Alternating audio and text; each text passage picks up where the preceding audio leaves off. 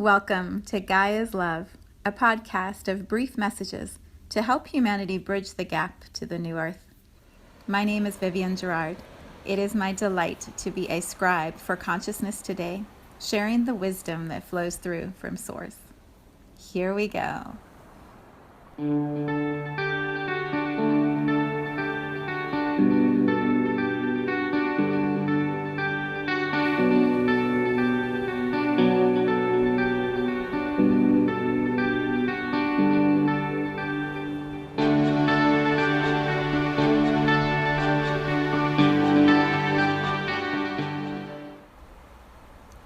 Episode 324.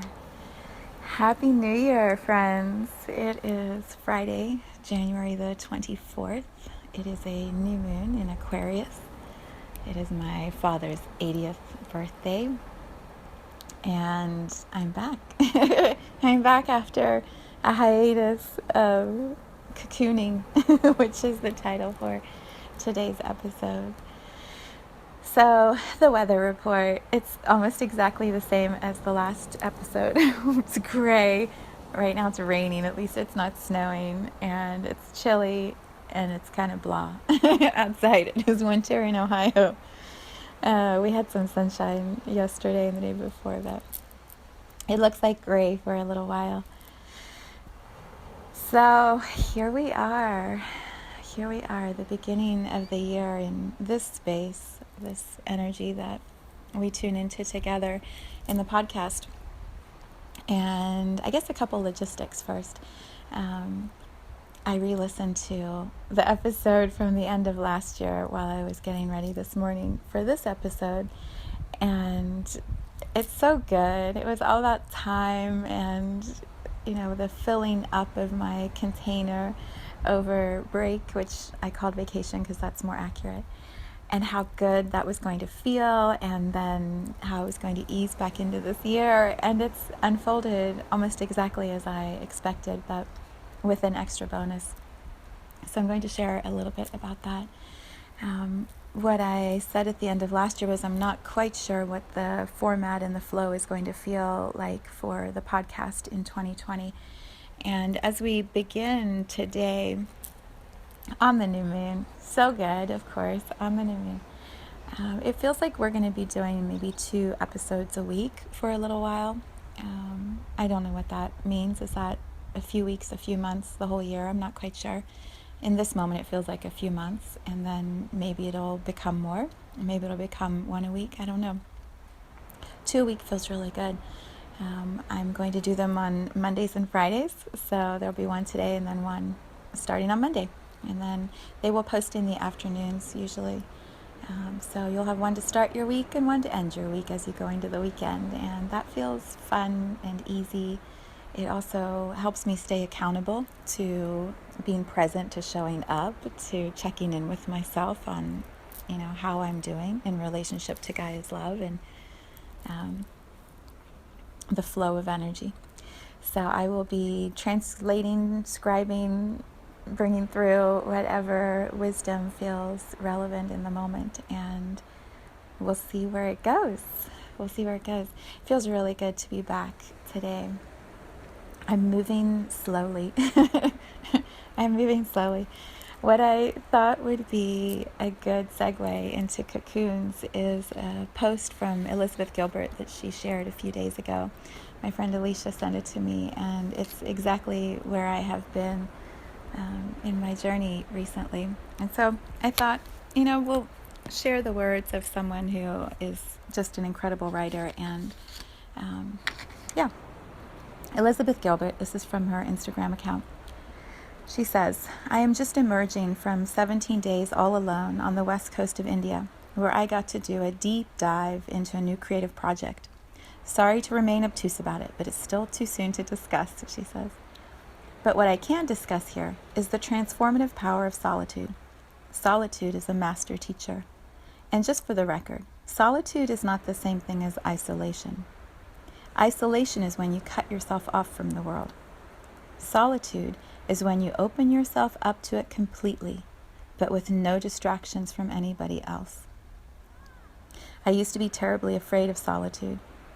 I remember having a conversation with some friends back in my 20s and saying that I could literally imagine nothing worse than coming home every night to an empty house. Oh, how I smile at that sentiment now. How little I understood back then what a furnace of creativity aloneness can be, and what quiet delights a woman can discover when she is left to explore her own company. I also didn't know back then that we are never really alone. For one thing, there is spirit, which never feels closer to me than when I'm in solitude. For another thing, my mind is a wild circus car of memories and conversations and negotiations and scary movies and happy stories. I basically have an entire arena full of people living inside my imagination, and they never stop talking to me. And for this project in particular, I have been in deep communion with the dead. There has been much to discuss, much to heal, much to learn. It's been intense, but I did not very often feel alone out here. Instead, I have felt held, met, recognized. Tomorrow I'm re-entering the busy world again. I'm a little excited about it, but also a little sad. I know that I will miss this quiet little moment of my life. I also know that I will want to do it again and again and again. Because the older I get, the more greedy I become for my own stillness. So that is what I really want to say. It's okay to be greedy for your own stillness.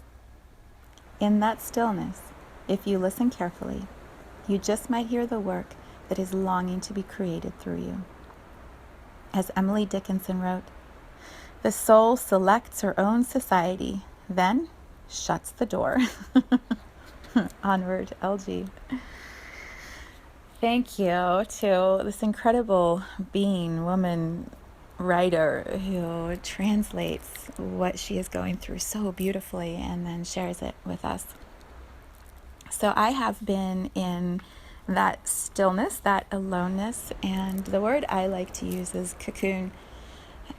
We had a new moon circle here last night. It was kind of my big coming back into the world moment, evening, and in that conversation, there were several people who used that word or talked about, that need to go inward, that calling of the soul to pause what we have been doing, to pause the activity of life and truly come into the space of being with ourselves, being with what is inside. It can feel really scary, as Elizabeth Gilbert describes. We have scary movies, we have stories in our mind, we have relationships with those who are alive, those who are dead.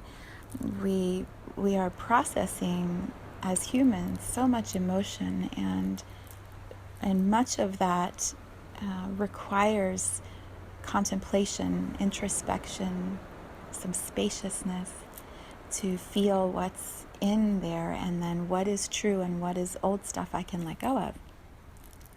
So cocoon is a good word. It's like the transformation of the insect as it becomes the butterfly. In that buffered area, there is room for all of this stuff to go on in the cells and the membranes and the energy that finally pushes out this incredible new gorgeous being. When we are called or entering into a cocoon, it feels like perhaps the world is falling apart, or our friends are all leaving us, or our job is ending. There are so many ways that our soul guides us into a cocoon. Sometimes it's like we're being dragged in by our hair, kicking and screaming no. And once we're in there, it can feel dark and lonely and scary and like, what the hell just happened? It's the emerging out that is the point of that whole cocoon. It's coming out of that space, knowing who we are, knowing why we are here, and then being willing to share that with the world in our own time. Some people emerge from a cocoon and they're ready to roll, and others, like me, I'm kind of stepping out and then going back a minute and pausing and sitting down, and then another few steps out and then sitting back down and making sure. It's a tentative coming back into what I call the real world, which is actually, I think, not nearly as real as the cocoon I've been in. What was amazing in our circle space last night, this is why I love these community gatherings so much. We are offered the lens, the perspective, the ability of watching as people are entering into cocoons, sitting in the messiness of it, and emerging out of them. And the longer these community gatherings have been going, the more individuals I have seen going through the process and coming out the other side. It's absolutely spectacular to witness the courage of someone who says, I don't know what's going on, but like, I gotta go sit with myself a little bit. There's just shit coming up and I can't deal with it and I don't know what to do and I might just withdraw from the world for a little bit. There's such courage in a person who is willing to do that. And sometimes they poke their head out and they come to a circle and sit and share and cry and, get held and loved on. And then we put them on their feet and send them back to the cocoon. And they might come back again another month, or they might not come back until they're done with their cocoon. When they come back and start sharing how they, I don't even know what the words are. They're evolving, they're becoming, they're shedding. when they sit in a circle space, and there have been so many now that I can just see all these faces of these individuals. When they sit in circle and they're like, yeah, I gotta tell you, I got this happening, this new love, this new job, this thing, and their energy is high and their joy is overwhelming and overflowing, and everyone in the circle is leaning back going, whoa, whoa, is that the same person? What just happened? What did I miss? Where have I been? It's extraordinary. It's simply extraordinary. And being able to witness others in that process of becoming, it's just one of my greatest joys. And there's just been quite a bit of it recently. Quite a lot of individuals going through that. I call that process also awakening, when the soul inside of the human body is finally getting louder than the mind and the soul, the mind and the body. And the soul's forcing a slowdown and getting the mind to look at what it's doing and getting the body to slow down and heal. When the soul awakens and says, enough, you guys are running a crazy show here. We're going to shift directions. It's going to change your world. And also, wow, isn't that why we're here? We are here to be expressed souls, souls that are being love, embodying love, and sharing that in whatever way our soul has chosen to do it. Remembering that that's why we're here. Allowing ourselves to start playing with, what does it look like when my soul creates something only my soul could create? What does that look like? When I bring my gifts through in the way that only my soul, with all the experiences that the human has had in the journey so far, the mind and the body, when my soul starts to identify my gifts and share them, what does it look like? What does it feel like? Who do I become? It's just breathtaking. And the process of awakening can be very intense for many people. It can also bring you the most beautiful conversations, experiences, love. It can just bring you so much more into your world. So the cocoon, as we go through that awakening, it varies. It looks different for different people, and it happens at different times along our path. We may have many cocoons in our lifetime, many moments of pausing and going in, as Elizabeth Gilbert describes, right? She wants more and more of that the older she gets. I understand that, which is still funny to me, because I hated being alone when I was in my 20s and 30s. Now I'm like, oh, everyone's gone. I'm going to have a whole day to just chill and meditate and think and daydream. Sweet. there is a balance of, solitude and then just surrounding myself with those that I love. And I dance with both. I am very blessed to have the time for both.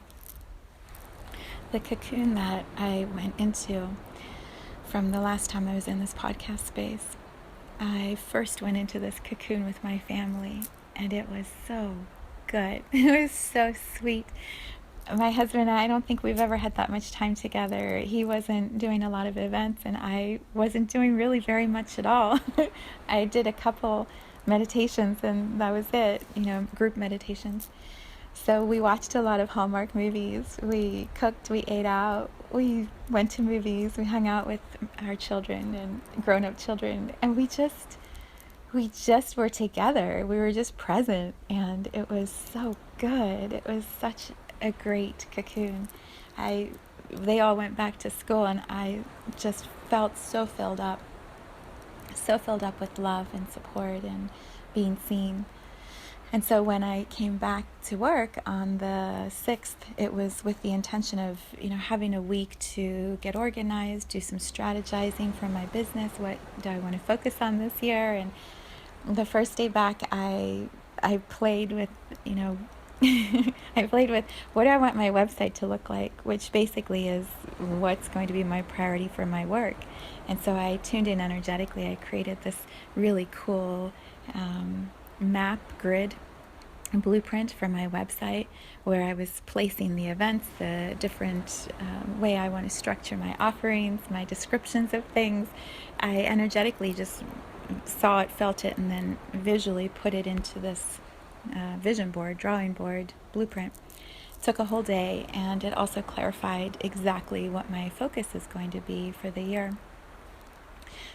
Knowing all of that, I now have to do it. I have to make sure all the changes on my website match what I just drew. So there's been quite a bit of work involved in that.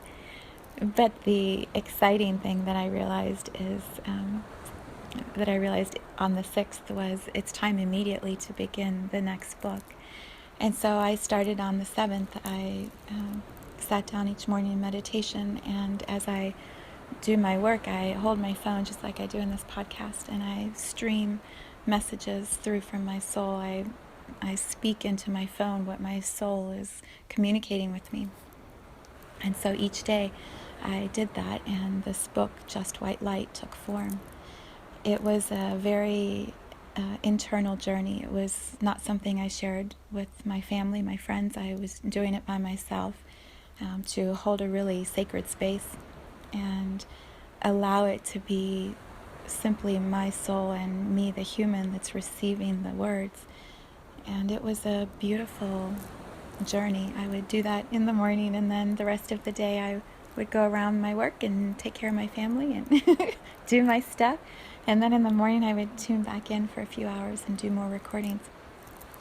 I completed the speaking of that into my phone in about 7 or 8 days. And then during that time, I got the clear awareness of, the time to share this book is going to be on the new moon in Aquarius. I am a fast editor and writer, and have had much experience with managing my own projects, but that was fast. So it kind of bumped everything to the side once the book was received into my phone. And so I shared with my family, we're going to really be focused, and it's complete. I worked on it over the last 4 or 5 days, and it's beautiful. It's so beautiful. So I feel like I've birthed the baby in my cocoon, and the baby is my story. Just White Light is a collection of stories from across the galaxy to help guide our way home. And each of the chapters is an interpretation of where our soul goes when we are not here in this physical human reality. What is our soul experiencing and doing? And how do we, what is the point of that? And how do we continue integrating all of that? And what does it have to do with being a human here? How do the two even relate?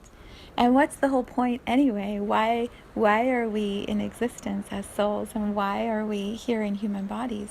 Are we headed somewhere? Is there some eventual master plan? And if so, where are we headed? And what does that look like when we get there? It's the most beautiful creation. It's so filled with love and joy and acceptance and inclusion. And what's so beautiful is, my soul story, my soul journey, this expression that I offer through Just White Light, it matches everyone else's because we are all connected. We are all souls going through the same arc of learning and integration. We are all on the same evolutionary path. We just express it differently. We create in different ways. And so in my sharing of this arc, this pathway, there's matches for everyone because we've all followed the same arc to get back to the same ending. It's a beautiful, I don't have the words. It's beautiful. So it is uploading today to Amazon. It will be available. And then it's going to take on a life of its own. So my book, Just White Light, is coming out of its own cocoon. And it's going to be a butterfly, and it's going to fly wherever it's meant to go as its own energy. And my delight is in witnessing where it goes and what happens from here. So that has been where I've been for the last little while. In the midst of that, I also got this crazy cleaning bug. And so I have literally cleaned everything in the basement of our house, which is really like a first level that goes out to the backyard. I've cleaned every closet. I've emptied out all the buckets, the folders, the piles of stuff. I've moved stuff out of our house, and I've organized our storage closet. Like, it has been a of energy, and yeah. So I arrive here at this new moon in Aquarius, a little weary, coming out of my cocoon, and also exhilarated and so excited for all that's going to be happening in this new year of 2020. So anticipatory of what we are all going to be experiencing together in this new vibration, this new awareness. It's like the lights are being turned on, and they're getting brighter and brighter. And so we get to see all of who we all are. And it's so cool. It's so cool. And I've been watching around me as people I love are launching new products and new activities and events. And it's so good. So I'm going to be sharing lots of what let me see how to say this. I'm going to be celebrating the creations of those I love and support in my social media posts more and more. So if you're not following me on Instagram, it's Viv Gerard. Look me up. If you're not following me yet on Facebook, I have a public figure page called Vivienne Gerard. And it's where I spend a lot of my time sharing. And so I will be celebrating what my loved ones are creating. And let's all create more. Let's all follow each other. Let's all celebrate what we are all doing together in this new year, because creation is the whole point. Creation and evolving into more love. That's the whole reason of existence. And then bringing those gifts of what we create and how we love back to the whole when we complete our journeys. So it's going to be fun. It's going to be a fun year, and I'm very excited for it. So I am celebrating my father tonight with my family. Tomorrow we are going to have an in-between birthday celebration. My dad's birthday is today, and mine is on Sunday. And so we're going to be having some time together and eating and just celebrating this life. And then I'll be back on Monday for another podcast, and we will see where we go from here. It's good to be back. Sending you so much love on this new moon in Aquarius.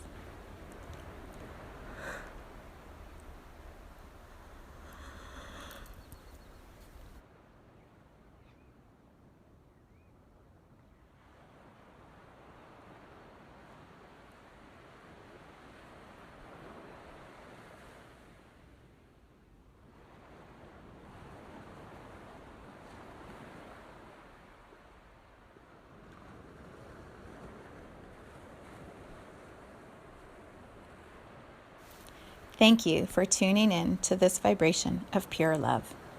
I invite you to join me on Sunday mornings for an hour of meditation, visualization, and energy healing, where we realign our mind, body, spirit with Gaia and Source. You can learn more at mysouljourney.com. Let's take this message of Gaia's love out into all of our relationships and communities today. So much love from my heart to yours.